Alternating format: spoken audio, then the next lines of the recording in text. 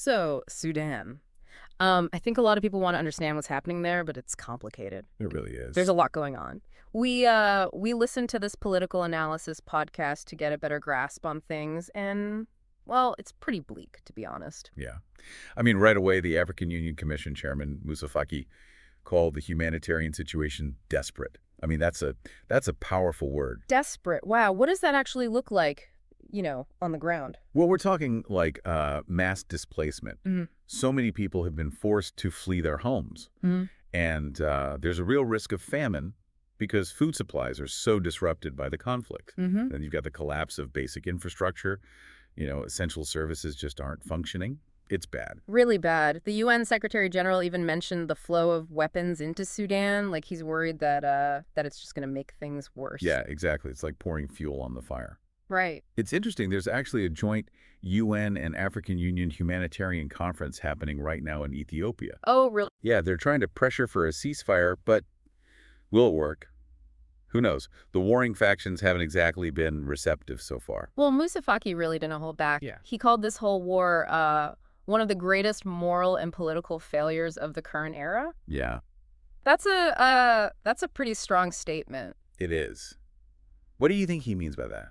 It seems like he's criticizing the international community, right? Like they can't find a solution or even enforce one if they did. Exactly. It's not just about inaction. It's about a lack of unity. Oh, interesting. Yeah, there are divisions within the international community about how to approach this whole thing. Some countries are sympathetic to the army. Others are more supportive of the rapid support forces. And this lack of a united front, well, it makes it nearly impossible to do anything. Right. There's no real pressure on either side to change course. Makes sense.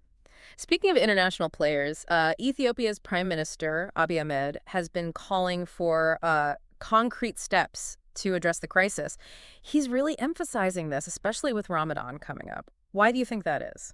Well, Ramadan is a holy month for Muslims. It's a time for peace and reflection. Maybe he's hoping that that will, you know, encourage some kind of ceasefire. I mean, Ethiopia and Sudan share a border, right? Yeah, that's a big So factor. that's more than just a religious thing. Ethiopia has a very real interest in seeing things settle down in Sudan. Absolutely. A destabilized Sudan could mean a huge influx of refugees into Ethiopia, and they're not really equipped to handle that right now. So if it keeps escalating, Ethiopia might feel like they have to step in. Yeah, potentially. And that would just make everything even more complicated. Yeah. Okay, so we've got this awful humanitarian situation, the international community kind of struggling to respond effectively, and now Ethiopia potentially getting more involved. What about the actual military situation? Can you give us like a quick overview of what's happening on the ground? So basically, we're looking at a military stalemate. The army controls the north, and then you've got the rapid support forces, the RSF, who are dominant in Darfur. Darfur. Yeah, and that's a whole other issue. Darfur. Okay. I know it's been in the news forever, but I gotta be honest, I could use a refresher. What's going on there, and why is it such a big deal in this conflict? Well, Darfur has this really long, really troubled history of conflict.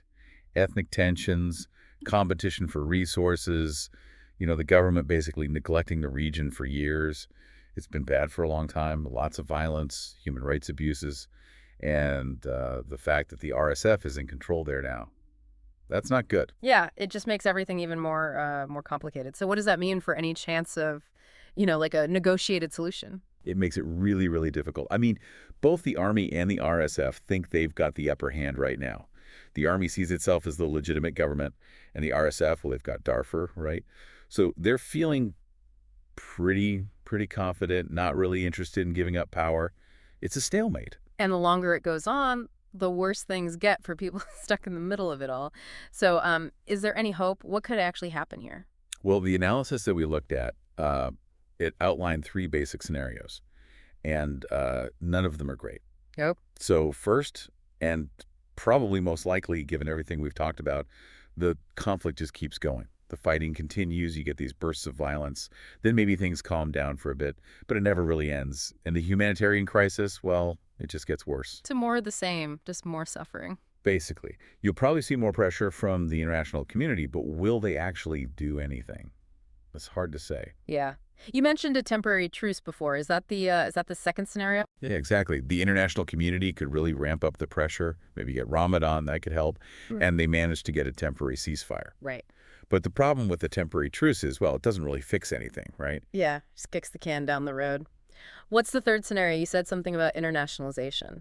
Yeah, so this is where things could get really messy. Yeah. Basically, if it just keeps escalating, the humanitarian situation gets even worse, then the big international players, they might feel like they have to get involved more directly. Ah. Think sanctions, arms embargoes, maybe even some kind of military assistance. Wouldn't that risk making things worse, though? Like turning Sudan into some kind of proxy war for global powers?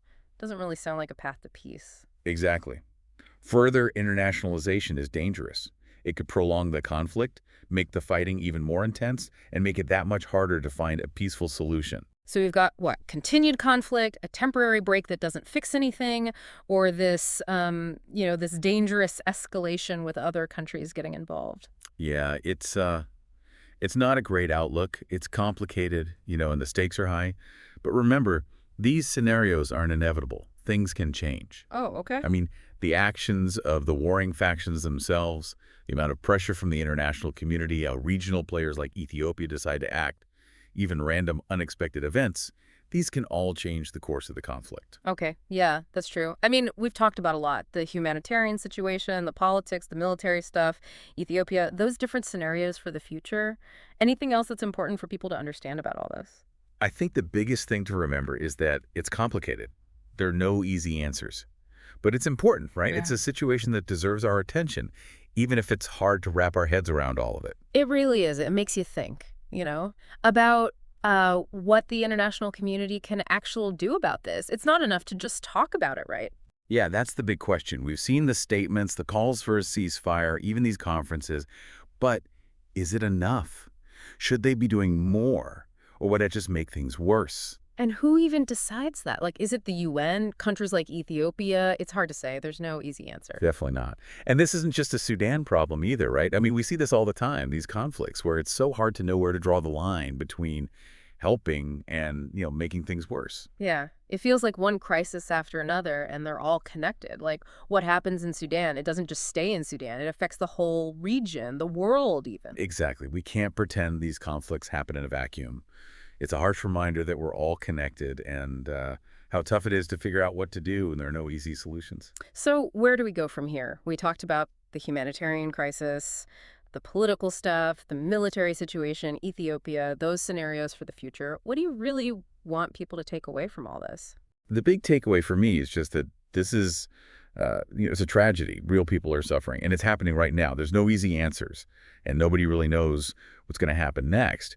But I think by understanding all the different factors involved, the history, the possible outcomes, it helps us have better conversations about what to do, not just about Sudan, but about all these conflicts, these crises. It's a call to action, right? To Right. stay informed, to think critically, to hold our leaders accountable. Exactly. And, beyond the headlines and the politics, it's about remembering the human cost. Hmm.